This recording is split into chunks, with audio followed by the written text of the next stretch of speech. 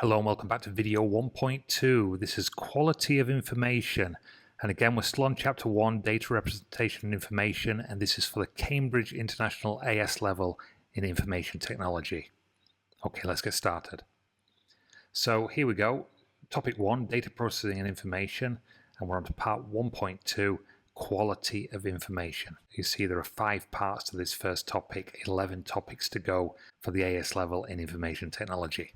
In this video, you will learn about what information. Factors that affect the quality of information, for example, the accuracy, the relevance, the age of the information, the level of detail, and the completeness of information. So let's start with quality of information. What is quality of information? Basically, it's how good or useful the information is. The value depends on what the user thinks, so it can be different for everyone. Why does quality matter? Well, subjective judgment, people might have different opinions on the quality of some of the information. Objective factors, experts believe some factors can be used to measure quality fairly. Okay, problems with poor quality information. So let's have a look at the problems with poor quality information. So bad decisions. Incorrect data can lead to wrong choices in business. Example, a company launching a new product based on wrong market research could fail. Okay, customer trust. Customers avoid businesses that provide poor service due to bad data. Example, an online store with incorrect stock information might not have any stock and disappoint customers if items are unavailable. Reputation damage. Businesses with bad data can get a bad name. Example, social media platforms showing incorrect user data can lose users' trust. Okay, and there's also performance issues. Hard to track sales and performance accurately, difficult to spot future opportunities. For example, a restaurant not tracking which dishes are popular might miss trends and lose business. I've got 3 real-life examples here. First of all, the postal service. Incorrect addresses cost a lot of money and time to fix. Okay. Retail industry. Stores using outdated sales data may stock products that no one buys anymore, losing money. Obviously, with weather forecasting, inaccurate weather predictions can lead to unpreparedness for storms or extreme weather events affecting safety and economy. Okay, well, let's have a look at the factors that affect the quality of information. Let's have a look first of all at accuracy. Information should be free from errors and mistakes. The accuracy of information depends on the accuracy of the collected data. Original data inaccuracies lead to inaccurate information. Time must be devoted to data collection and checking for accuracy. Simple mistakes such as transposing digits during a stock check can cause inaccuracies. Methods to ensure accuracy includes verification and validation. Okay, well, what about accuracy in terms of data collection challenges? Well, ambiguous questions can lead to incorrect or biased responses. Questions must be clear and unambiguous to avoid leading responses. Open-ended questions can be difficult to quantify. Multiple choice questions can help. The sample must be representative of the whole group to ensure accurate results. Errors can occur during data entry or collection. Obviously, there's technical considerations. Sensors must be calibrated and properly connected. Computer systems need to be set up correctly to interpret data accuracy. And obviously, there's an importance of relevance. Data collected must be relevant to the purpose it is intended for. If you're wanting to find out what cakes people are likely to buy, you don't necessarily need to know what car they're driving. Collecting irrelevant data wastes time and money. Users' needs and requirements. Data must meet the specific needs and requirements of the user. Consider if the data is truly needed or collected unnecessarily. Scope of data. Data can be too detailed, focusing too much on one aspect, or too general, covering unnecessary aspects. Geographical relevance is crucial. Data from unrelated areas is not useful.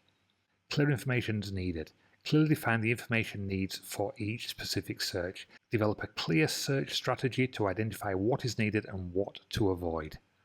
And relevant source selection. Selected sources relevant to the task. Academic studies should use academic sources. Avoid sources with potential biases or vested interest. In academic settings, ensure information studied is relevant to the course and exam required.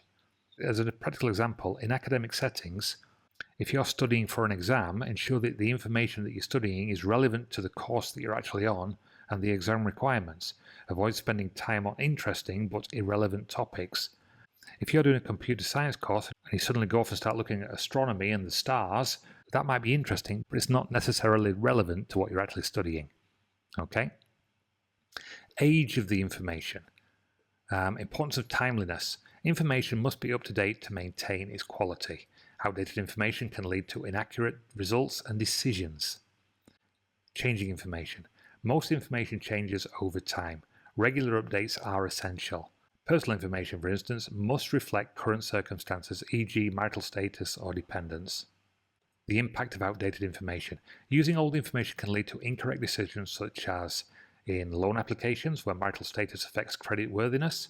Retailers targeting advertisements may miskey demographics if their information is not current. Okay?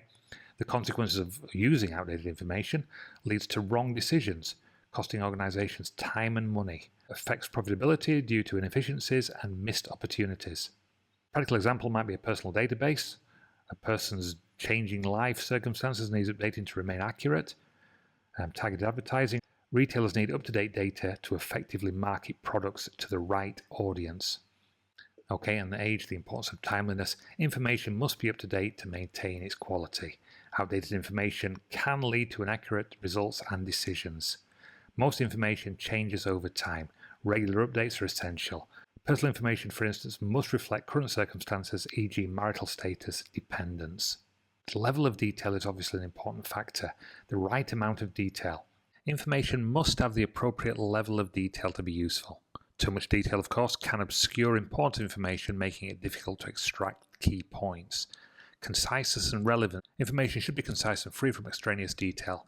Summarized data such as charts or tables are often more effective than detailed tables. We need to be balancing detail and conciseness. Strike a balance between providing enough detail and maintaining conciseness. Example, a car company director needs a summary of sales figures in a graph, not a detailed daily report. Understand what the user specifically needs when providing information. Tailor the level of detail to the user's requirements. Tailor the level of detail to the user's requirements. Avoid insufficient detail. Insufficient detail can lead to an incomplete understanding of the problem. Ensure the information provided gives a comprehensive overview without overwhelming detail. Summarize statistical data in charts for clarity. A practical example might include summarizing statistical data in charts for clarity. Provide relevant details without overwhelming the user with unnecessary information. And finally, completeness. Okay, the importance of completeness. High quality information must be complete, addressing all relevant parts of a problem. Incomplete information has gaps, making it difficult to solve problems or make decisions. Impact of incomplete information. Gaps in information can hinder decision making and problem solving. Additional information collection can improve quality but may be time consuming. Completeness. Decision making with incomplete information. Assess if the existing information is sufficient for decision making. If not, determine what additional data is needed to achieve completeness. Users' needs and completeness. Understand the specific needs of the user to ensure the information provided is complete. Example, a car company director needs a full year's sales figures, not just the first 6 months or only best-selling models. They need a complete picture. And here we go with a practical example. Provide complete information to users, avoiding partial data that can lead to incomplete understanding. Completeness is as critical as accuracy in maintaining a high-quality database. And a couple of activities at the end. Provide 2 factors that affect the quality of information. Okay, have a little think about that one. And then 2, describe what is meant by the quality of information. Okay, pause the video, have a little go at that. And if you don't want to, I will press on the next slide and I will reveal the answers. Okay, so provide 2 factors that affect the quality of information. Number 1, accuracy. Information must be free from errors and mistakes. Inaccurate data leads to incorrect conclusions and decisions. The relevance. Information must be pertinent to the user's needs and the purpose for which it is being used. Irrelevant information can waste time and resources. Okay, describe what is meant by the quality of information. The quality of information refers to how well the information meets the needs and requirements of its intended use. High quality information is accurate, relevant, complete, timely, and presented at the appropriate level of detail. It ensures that the users can rely on it to make informed decisions, solve problems effectively, and achieve desired outcomes.